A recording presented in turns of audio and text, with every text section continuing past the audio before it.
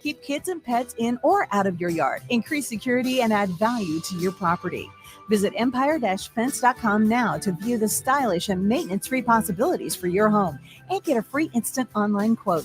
Let Empire Fence protect your empire. Without a strong IT partner, your business ends up overspending, underperforming, wearing too many hats, complicating your work, and more.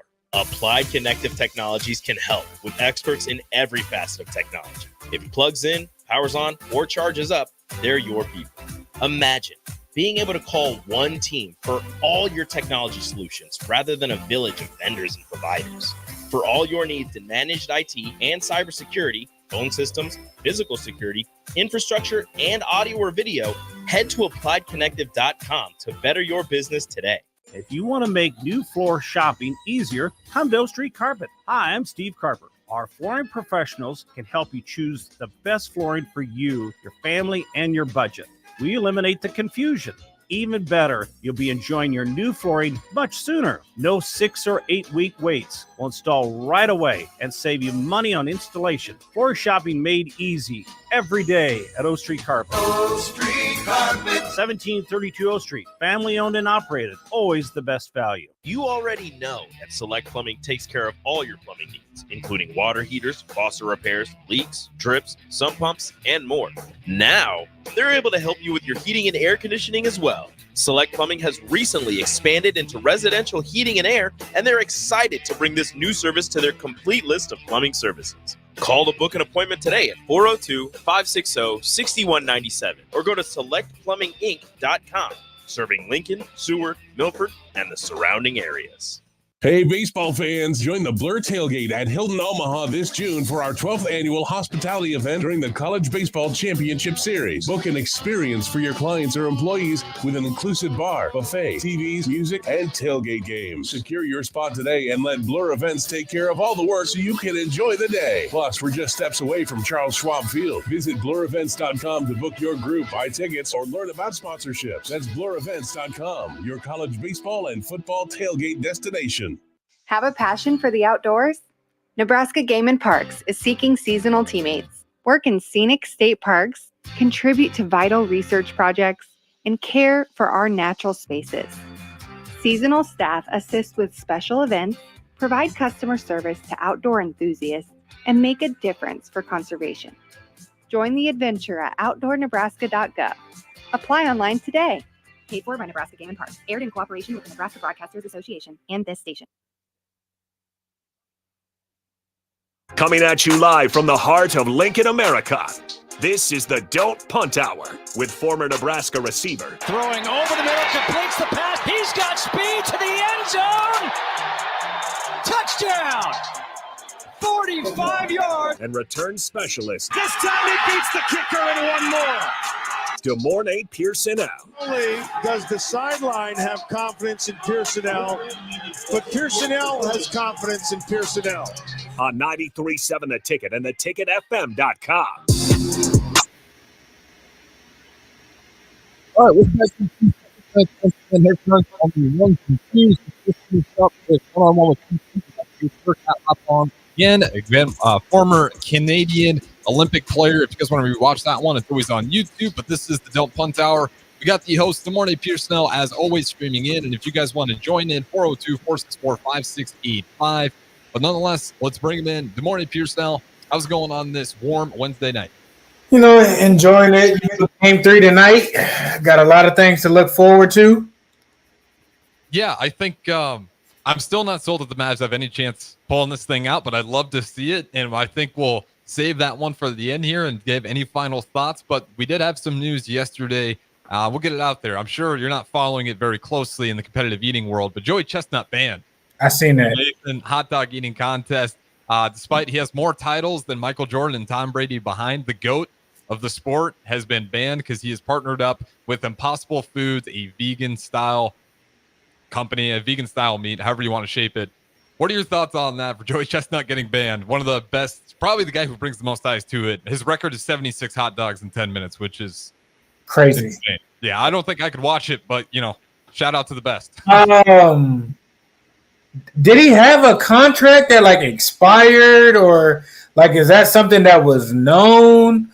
I need a little bit more information on exactly what the terms were for them to get to that. If there was nothing signed or nothing that said he would do certain things or he was supposed to indefinitely, it's very petty. And a lot of people know him from that and everything like that. So for you to ban somebody from the sport because of a sponsorship, just because they're not necessarily wearing your brand when your name is the whole contest, is crazy to me. Yeah, and trying to dig into it, based on his reaction and his shock, I don't know if there's anything legally other than they're just really upset with the idea of him partnering with a vegan food, considering they're all beef hot dogs. Seems petty to me. But other news, their feelings is hurt, and they took it out on him in the wrong way. And like I said, unless it's something contract abiding and everything like that, and he did something he wasn't supposed to do, or had some type of obligation that was legal binding. Anything other than that, it's like seriously, you take it to that extreme to where the number one guy, the face pretty much of the whole contest, you take it out on him, and you let that happen. That's crazy. Yeah, well, in other news, there is some hope if you're a massive fan of Joey Chestnut, because he immediately made a counter. Netflix just announced a live hot dog eating contest between Joey Chestnut and one of his rivals, Kobayashi, their first matchup since 2009. It's set to live stream September 2nd. So he's going to do something. It's unfinished beef. So he's going to keep finding ways to keep this thing alive. And I know he does much other than the hot dog eating contest. But yeah, just a weird bit of news to have a sport that doesn't have, let's just be honest, a whole lot of eyes on it. You have one guy that's brought all the eyes to it. I believe last year when they were even having, it almost got rained out. Joey Chestnut was the guy that's saying, no, we're staying until we can do this thing live. And he actually got the fan base riled up. He was walking, chanting his fist. So very bizarre move. I mean, if you're Nathan's hot dog eating contest, absolutely want to go that route. But they've done that anyways. So, I mean, kind of a surprise there.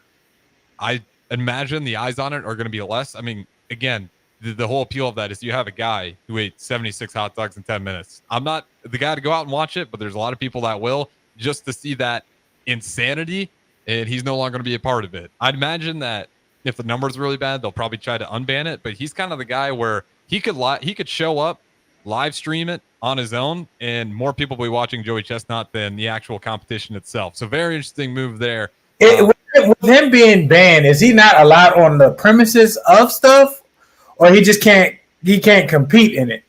I'm not sure how significant the ban is. I'd imagine they'd want to keep him away, because if he shows up, it's over. That's what I'm saying. If I was him, I would troll them. I would just be I just show up in the front seat and not say anything or whatever, and just make things a little bit uncomfortable for them.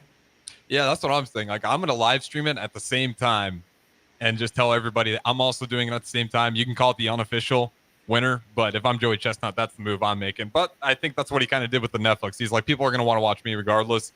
I'll make a Netflix special and fight one of my rivals. Or the same day, have a competition, do the Netflix thing like that on the same day, or do something up to where it takes attention of it to where you realize, okay, we might actually, need to rethink this.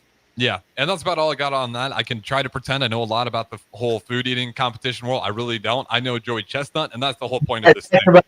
That's all you need to know. I can name maybe one other competitor, and it's because Joey Chestnut proposed to her, a fellow competitor at one of the events. No longer. I think I don't think they ever got married. I think it fell apart, but that's just kind of the world we live in. I'm sure there's a lot of great competitors in that atmosphere, but Joey Chestnut's definitely the name to draw it.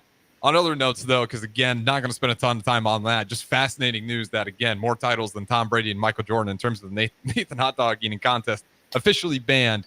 We'll see how long that ban lasts. But let's talk about Jerry West. Obviously passed away today. We'll just give some of his stats, some of the coolest nicknames, some of the most insane stats you'll see out of a guy. Through his career, averaged 27 points, 5.8 rebounds, 6.7 assists, shot about 47 field goal percentage. He played 14 seasons for the Lakers, average like I said, I gave you the stats right there. 932 regular season games, selected to play in 14 All-Star games. He won 1 Finals MVP award and 1 NBA championship, inducted into the Hall of Fame in 1980. And he's one of those guys that luck was not on his side. He made it to the finals. I believe it might be as high as 9 times.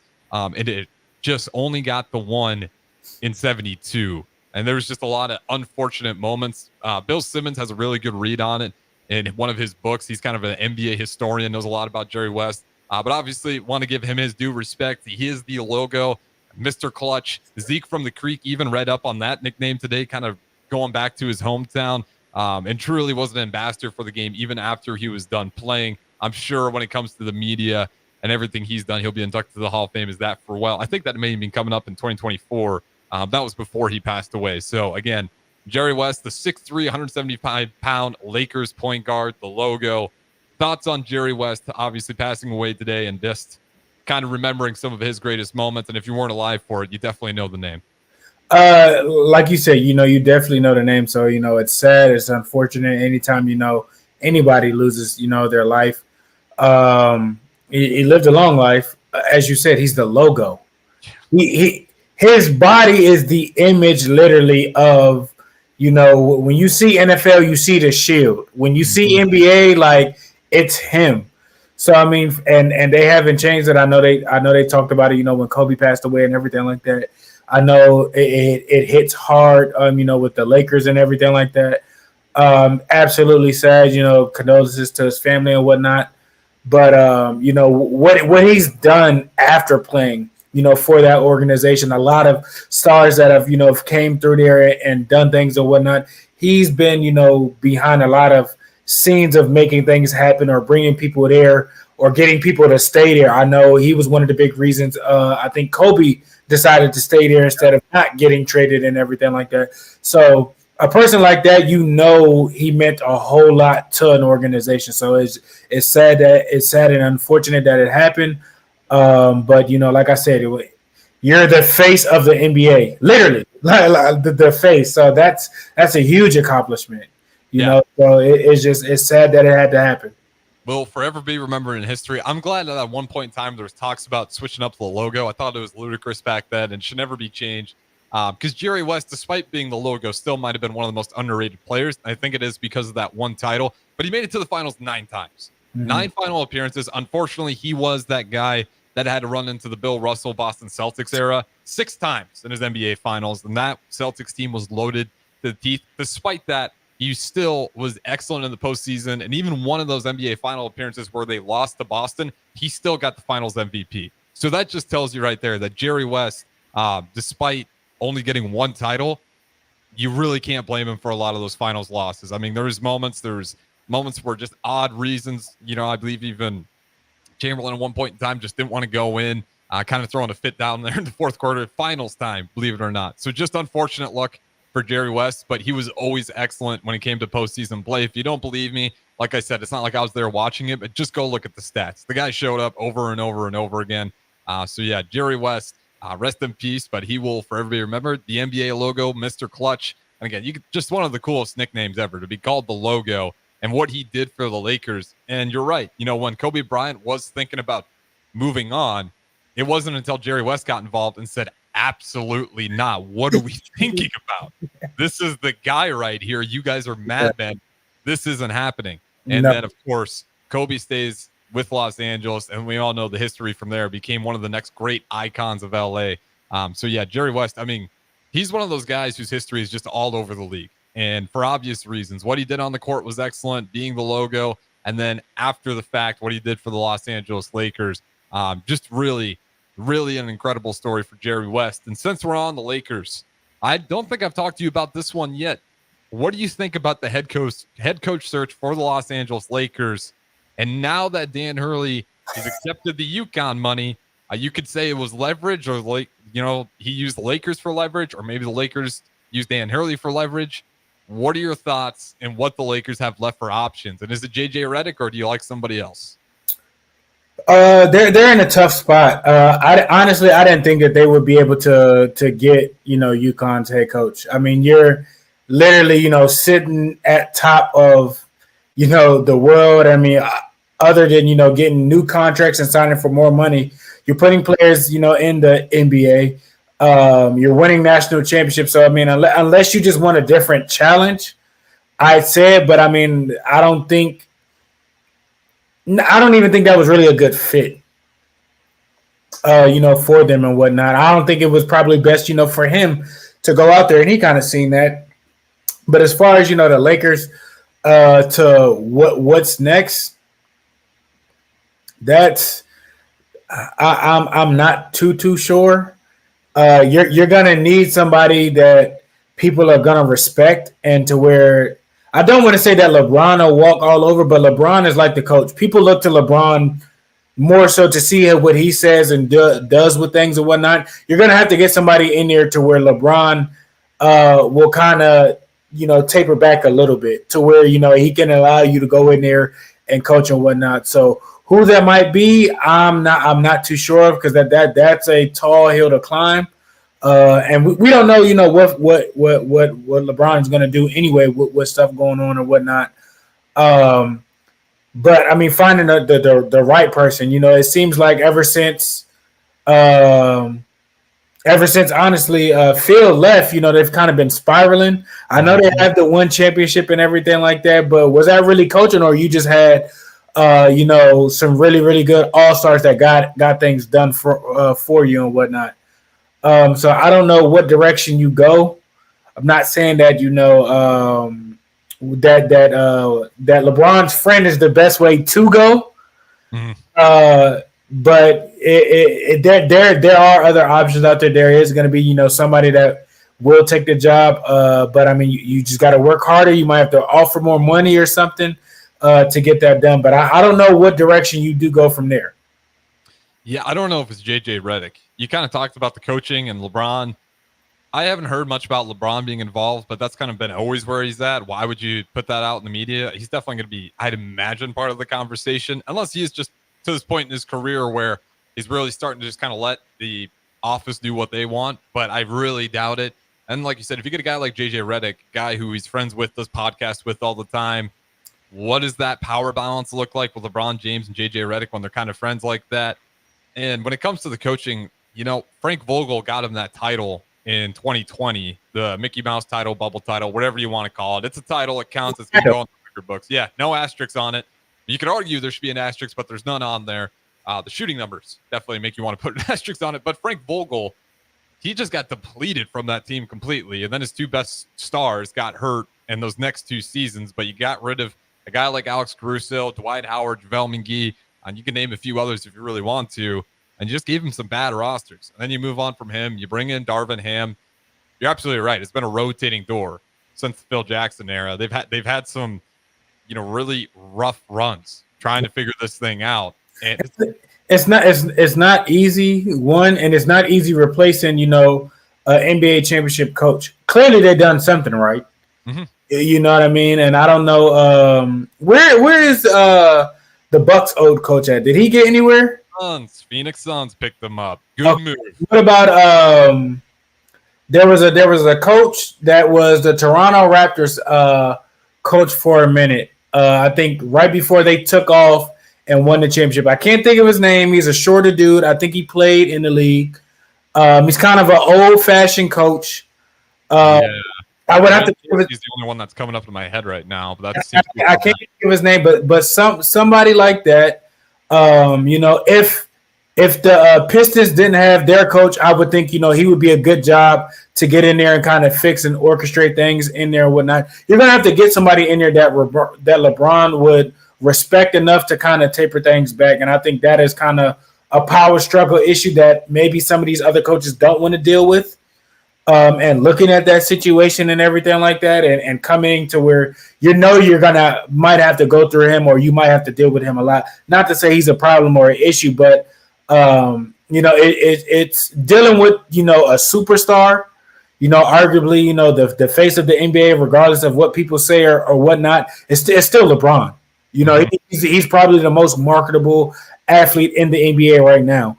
You add him to the equation, everything goes up. Haters, good things, bad things. So you have to kind of take that into consideration of things. So it's a tough job for them to to be in and whatnot, to have somebody for the future.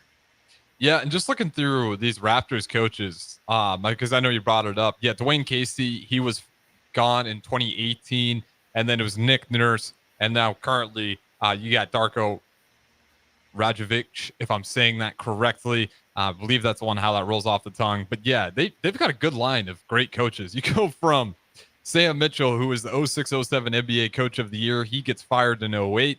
And then when you get to Dwayne Casey, he has a good run. He gets NBA Coach of the Year 2017, 2018. And then they obviously let go of him.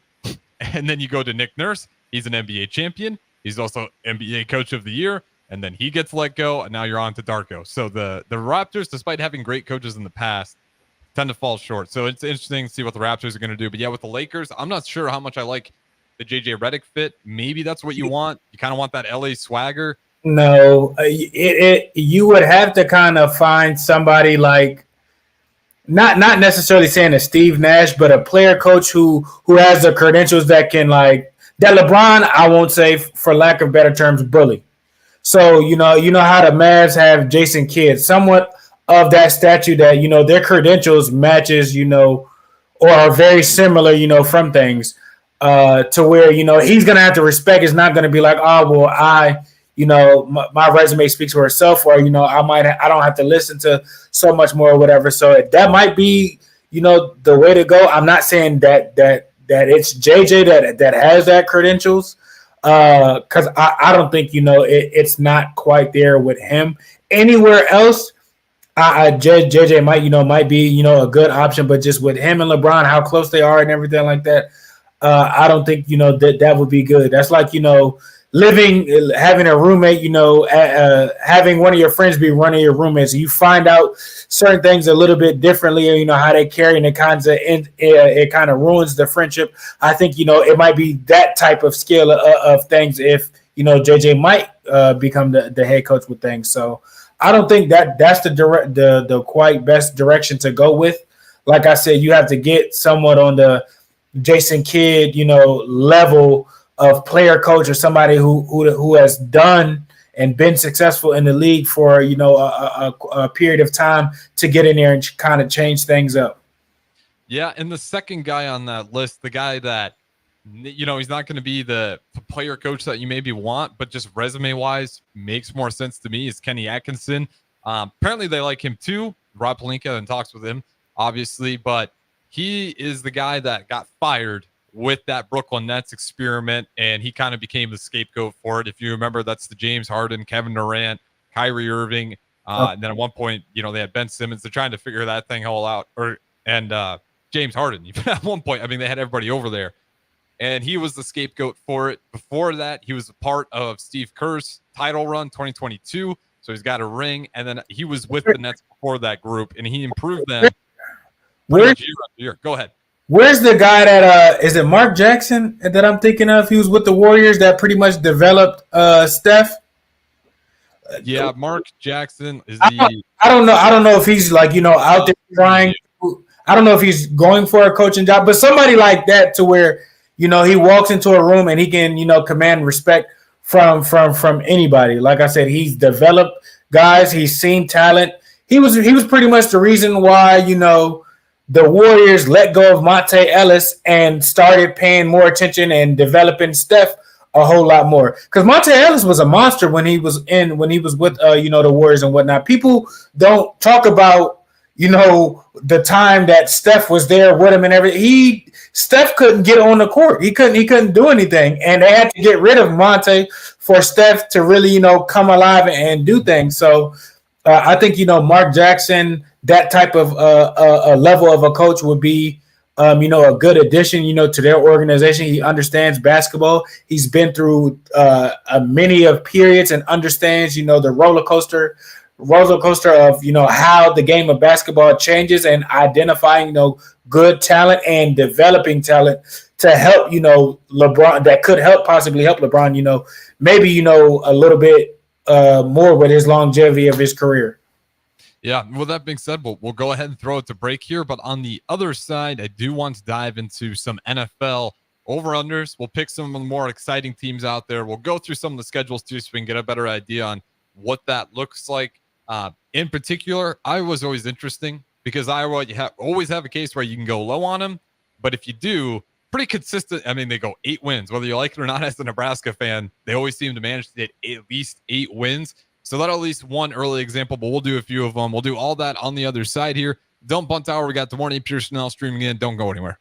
Grandma and Grandpa, Mom and Dad, then the kids, and now the grandkids. Judson Irrigation has provided lawn sprinkler system design, installation, repair, and service to 4 generations. They're just like members of the family. Loyalty, trust, service. It's what you deserve and expect from Judson Irrigation. Keep summer green. Call Judson Irrigation 402-420-6277 or judsonirrigation.com. You can help fight deadly diseases like RSV and influenza while getting paid for your time. Velocity Clinical Research is now seeking clinical trial participants in your area. Participants can receive your time. Velocity Clinical Research is now seeking clinical trial participants in your area. Participants can receive compensation for study-related time. No health insurance is needed to join. Find a study near you at velocitytrials.com. That's velocitytrials.com.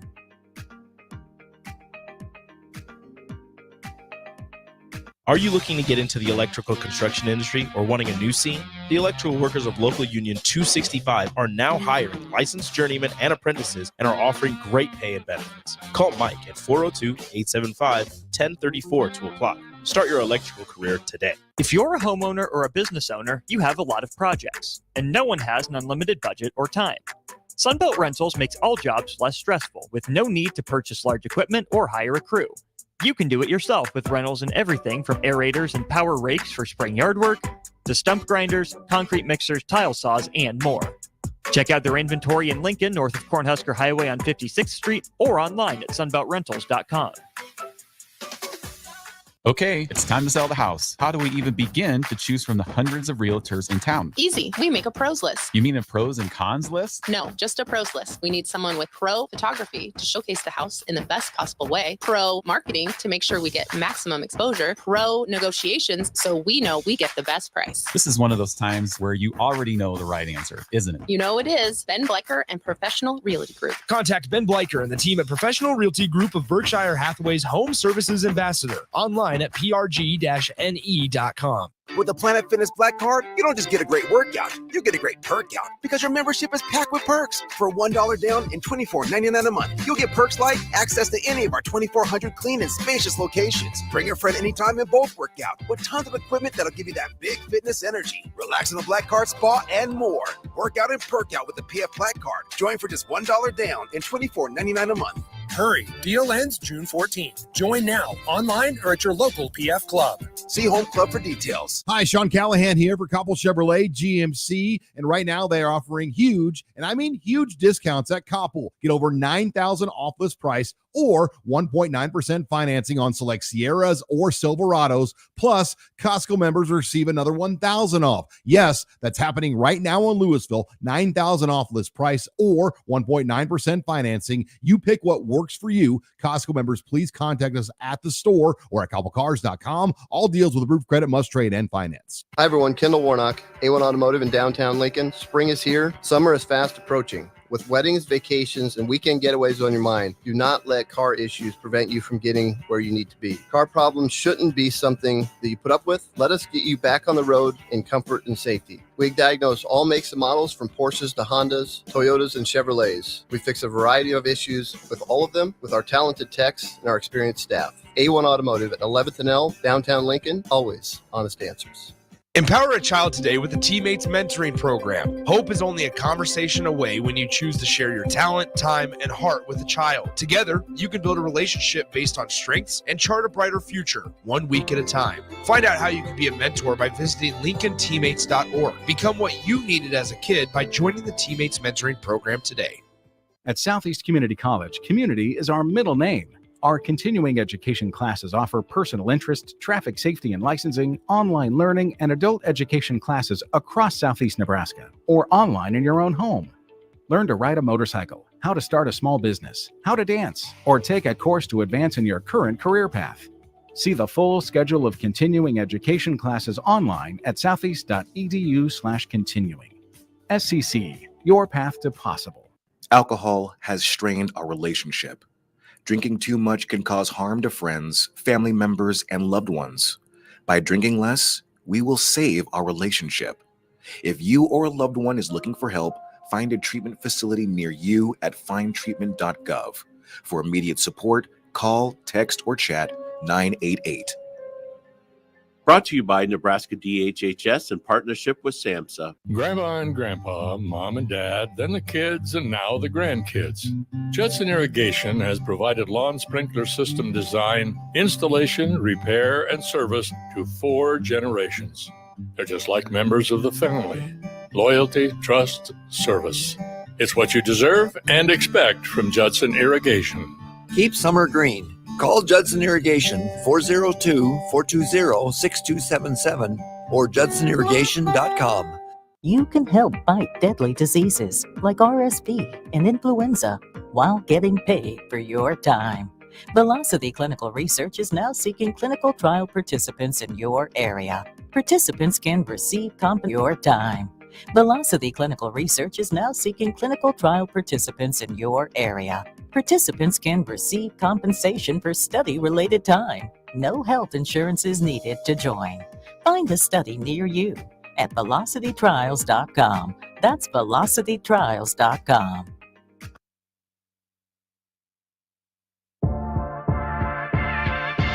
This is the Don't Punt Hour on 93.7 The Ticket and theticketfm.com. Here is your host, DeMornay Pierson-El.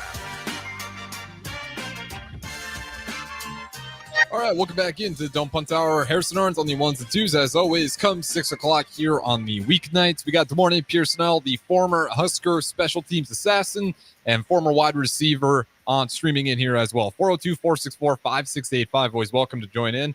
We're going to talk some college football here and some interesting over-unders. And because I mentioned it right off the bat, let's dive into Iowa. Currently, they're over-under right now. And this is going off FanDuel for the majority.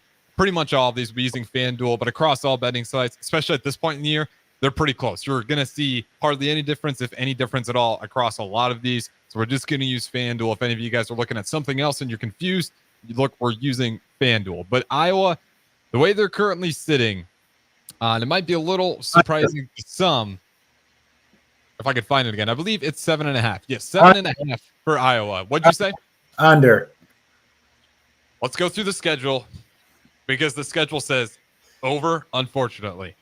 Illinois State, Iowa State, Troy, Minnesota. Now that one you can toss up in the air. Ohio State, that's probably loss number 1. Washington, they lost a lot. I think Iowa can maybe pull away with that one.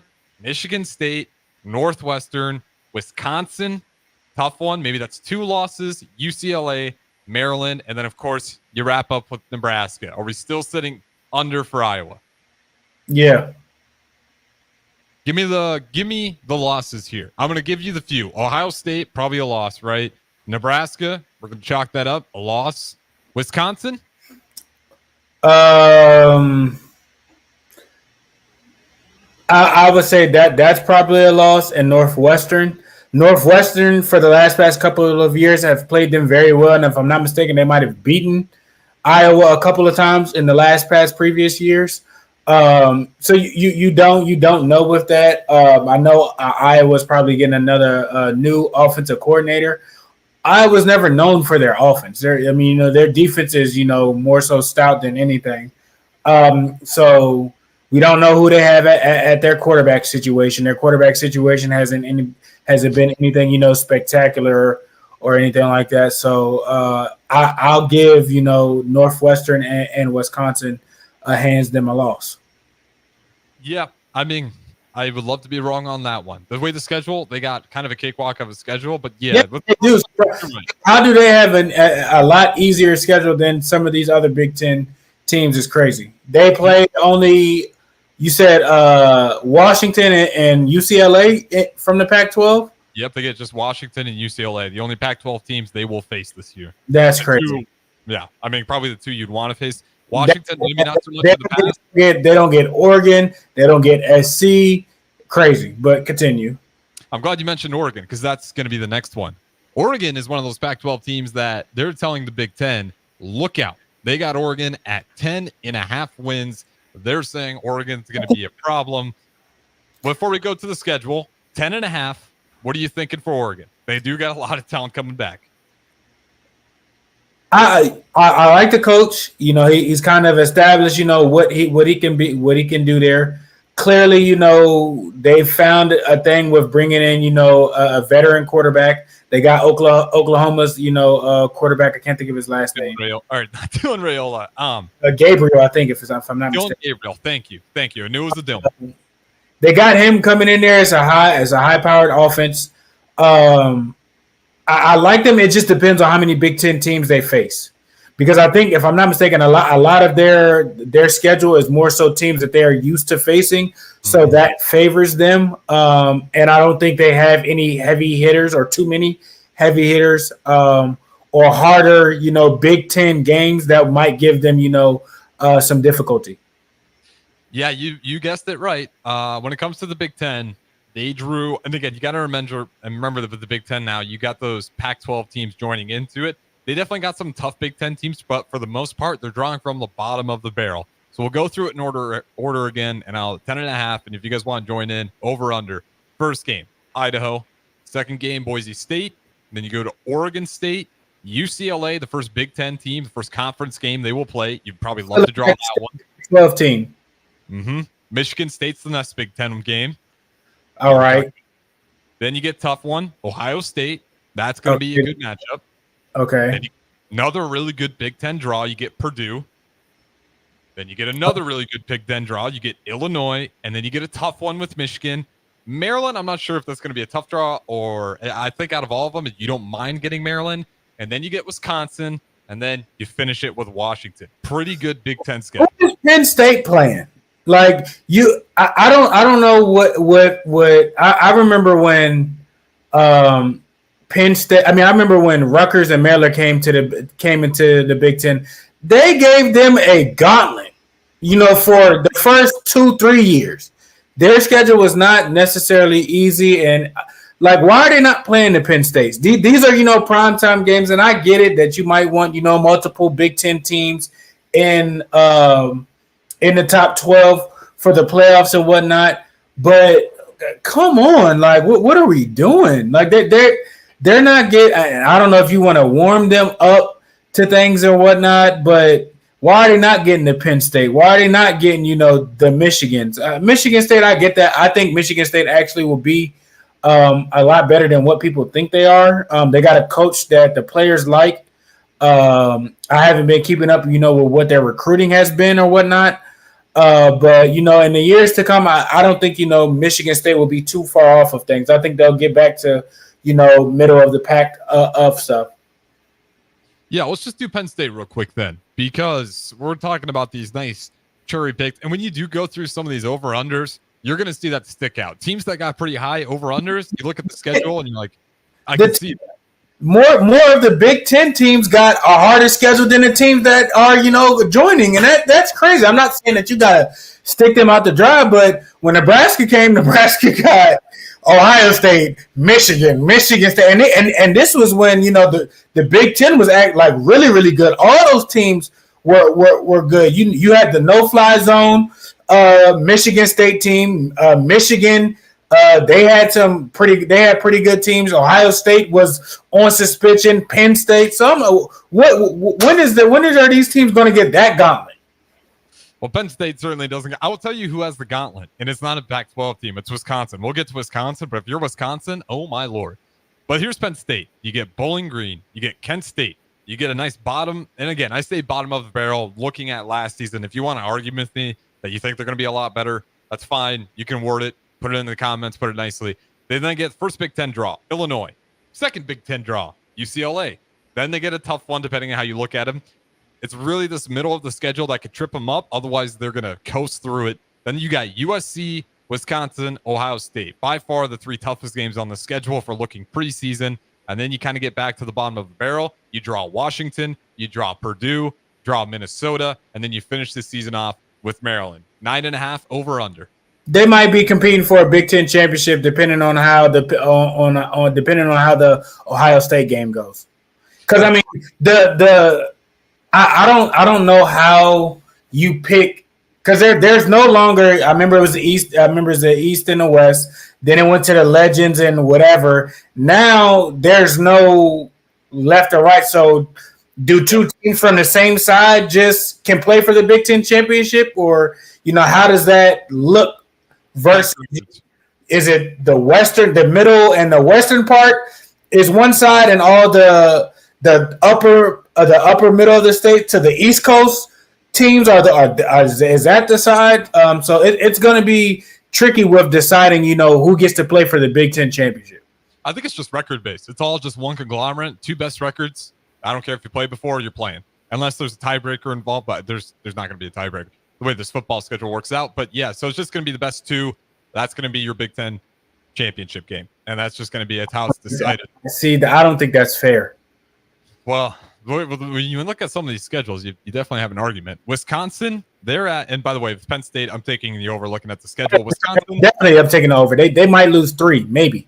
Yeah, Wisconsin, I'm taking the under, and it might shock you, but we'll go through the schedule. They're at 6.5 over under. What do you got with Wisconsin before we go through this absolute gauntlet of the schedule? I haven't. I know they lost. What's the Braylon Allen? I think. Yeah. They've been producing running backs. And I think it's year 2 with their coach and everything like that. They're definitely not the same Wisconsin that used to terrorize the Big Ten or used to give people headaches and whatnot. So I'm not too sure. They have good players on both sides of the ball. They just have a lot of players that need to step up. Yeah, well, let's go through the schedule here. So this is why 6.5 might make sense if you're looking at Wisconsin. Why I'm taking the under. First game, South Dakota.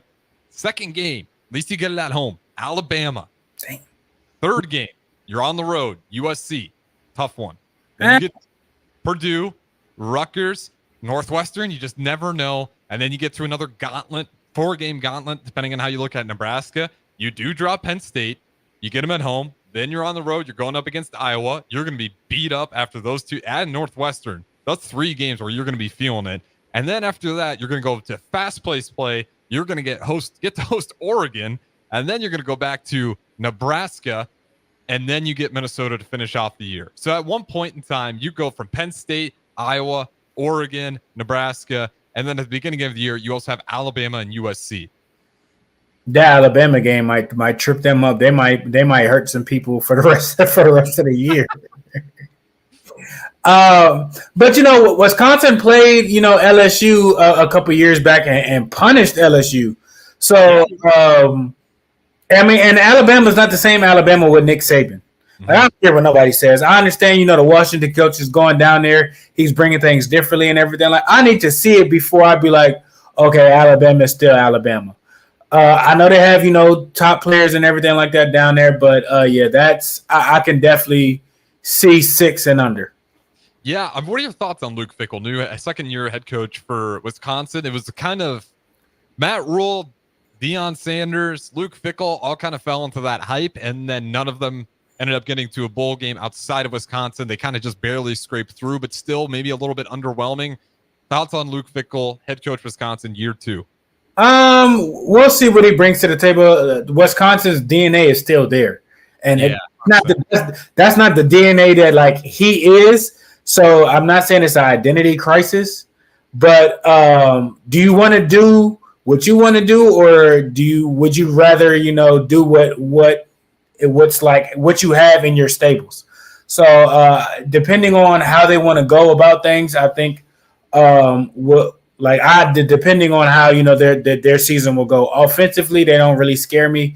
They're gonna play sound football. It's smash mouth football, run between tackles type of game.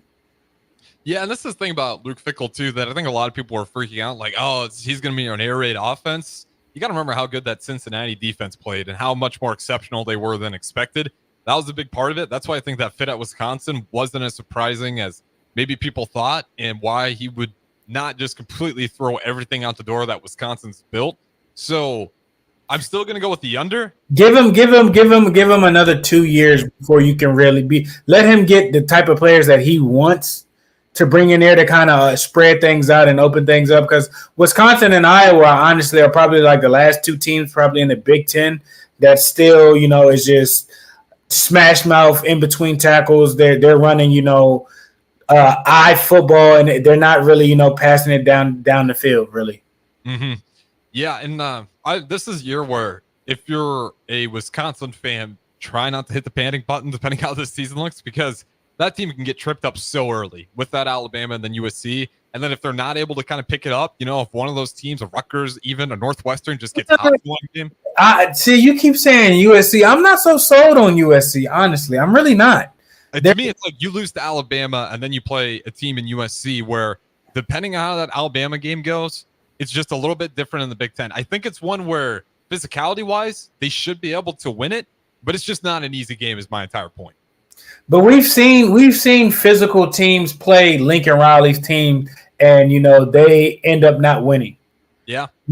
So if you can slow them down a little bit, which that's Wisconsin's bread and butter, you make it a physical game. We've seen these Pac-12 teams play some of these bigger physical teams, or more traditional teams of what we've expected and see. And we've seen these Pac teams crush. It happened with it's happened at least every bowl game each year, other than probably TCU's turning the tables on Michigan a few years back. But even still, Michigan was still slowing them down before they changed sign signals or the cheating situation. We're not gonna get into that.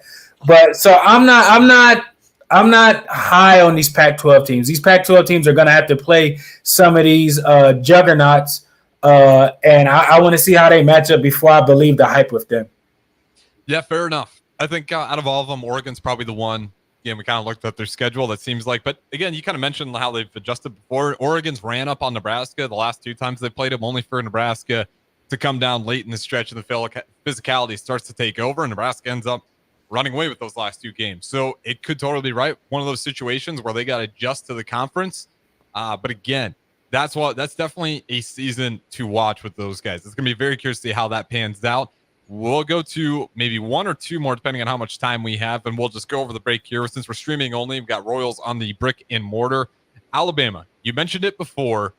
Currently, I think their over-under isn't too far back. Yes, Alabama, they're still sitting at 9.5. So despite losing Saban, like you said, you think they got enough talent there. That's kind of what the media is projecting, that they should still be pretty solid.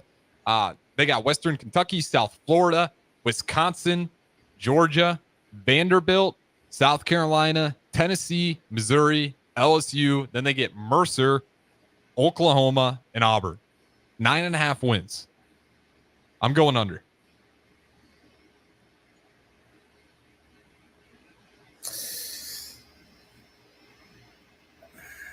With Mercer, that's like a layup for them. Oklahoma coming to the SEC and facing them late. I think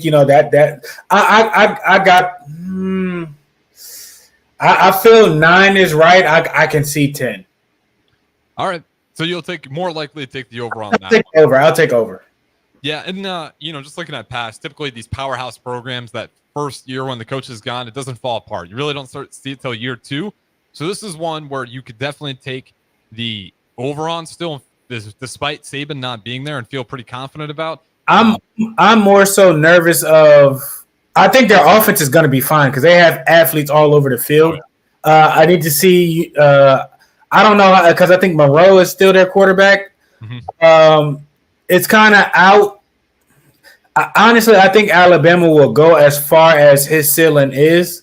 I'm not saying I don't like him, but he's not Jalen Hurts. He's not Tua with certain stuff. I think, I need to see a little bit more before I can kind of get behind him and say he can, he can take that team to a national championship. I'm not saying that he can't, but he struggled early on in the season. He got benched. They switched him out. And then, he got back into playing. So with the new coach, I'm anxious to kind of see what on how they kind of use him and what he brings to the game with what they want to do. Yeah, it's kind of been a Mac Jones, not like this sort of style-wise, but the up and down quarterbacking, where just a little bit of uncertainty there. But I could definitely still see him sitting the over. They're kind of an interesting one. I think that 100% go both ways. I'm still going to take the under on it. We'll do one more here, and then we'll talk about the NBA Finals. You mentioned Michigan, and I currently believe Michigan, they're still sitting at 9.5. That's another big win team they got. Again, you lose Jim Harbaugh, defending champs. Their schedule, it's not brutal. You could definitely see a way. This is a team where I'd probably take the over on. We'll run through it quick, and we'll talk NBA Finals. You got Texas, and then you got Arkansas State, USC, Minnesota, Washington, Illinois, Michigan State, Oregon, Indiana, Northwestern, Ohio State. Did they lose a lot from that national championship run? In certain spots, wide receivers, you could definitely argue they lost some good skill. When it comes to the offensive line, I think they lost a couple of key starters, but with Michigan's depth, especially when it comes to the trenches, I'm not sure how much to really be concerned about that. There's been two programs that scouts say, like, you know, when they go to the NFL, like you really don't have to do anything. That's Alabama and Michigan. That coach, even when Harbaugh was gone, you know, he still stepped up and did things. So the kids know him, the kids trust him. I think they'll be fine. I don't think they'll struggle. It just depends on who's at quarterback. You'll have skill players that'll step up and do stuff. I'm not too sure what they've lost on the defensive side of things. But Michigan will be Michigan. They've established and had an identity, you know, since probably Harbaugh's second and third year on. And like I said, it's a familiar coach that knows the kids. So I think that takes over and gets them over the hump for at least, you know, these next 2 years. Yeah, Michigan, Alabama, you could put them in the same camp. I just went Alabama looking kind of more, like you said, more worried about that defense. Just what does it look like with Saban? Is there, because there's such a hangover, or does that program just continue to push through? And it is the thing where year 2, year 3, it shows up. But two teams definitely to watch. How do they adjust losing, arguably, whether you like Harbaugh or not, for what he did, you know, with the scandals, one of the great coaches in the game, and of course Saban, arguably the greatest coach when it comes to the college game. So Nebraska, last one, 7.5. We're not going to go through the schedule. That's what it's set at. I'm going over. I'll take over. Yeah, 7.5 though. It's good to see that. Teams are all like, they even gave us an extra one. And we were turnovers away from winning games last year, and you plug in, you know, the number one quarterback, or, you know, two Elite 11 quarterbacks in, or whoever, you know, is at the quarterback position taking over him. Hopefully, you know, that turnover margin goes the opposite way, to where, you know, we're causing turnovers on defense and not losing or turning it over on offense as much. I think that right there wins you at least 3 games. Yeah, I mean, you just clean up that turnover margin just a little bit, just a smidge, and you find yourself bowling. It's been insane. If we somehow manage to increase that number, I'm going to rip my hair out. It's going to drive me insane. I mean, some of the turnovers, they just don't make sense. We could spend hours on that and it'd be more of a rant. It wouldn't be great radio. So we'll move on. Mavericks, Celtics, actually going right now. I got Mavs. You got Mavs? Give me the score update. Let me look it up. Oh, I thought you were looking over on TV. Okay. Yeah, while I'm looking that up, I'm gonna go. This is the Mavericks. They steal one. I think this is a Luka takeover game. 5-16, 3 minutes and 35 seconds left in the first quarter. Who's up? Mavs are up. Mavs are up. Okay, good thing I said Mavs. And then Kristaps Porzingis sitting out this one, I believe. I think yes. Yeah, so Kristaps Porzingis sitting out. I got the Mavs. That's just such a deal breaker for the Mavs if Kristaps Porzingis is in the game, because they just haven't found any great answers for it. This is why I think it's also kind of genius for the Celtics. Not genius, but smart. Rest him, because when you could throw him back out there, he's already shown he's a problem for the Mavericks to handle. Get them comfortable without Porzingis, that if you end up losing this one, you at least get him a little more healthy. And if he's able to play, you can throw him in there. And then they still have to try to figure out how they're going to stop Porzingis. And yeah, with this series, I still think the Mavericks can get it, but I'm going to go with the Celtics. I think they probably clean it up, maybe even as short as 6. With that being said, though, the morning Pierson-El, we're going to go ahead and wrap it up here Appreciate it. On time as always. Don't Punt Hour. Good morning, Pierson-El. Definitely go follow him on Twitter at don'tpunt_15. We're going to wrap it up here. What's brewing with Chance of Brewington up next? We'll talk to you guys in just a little bit.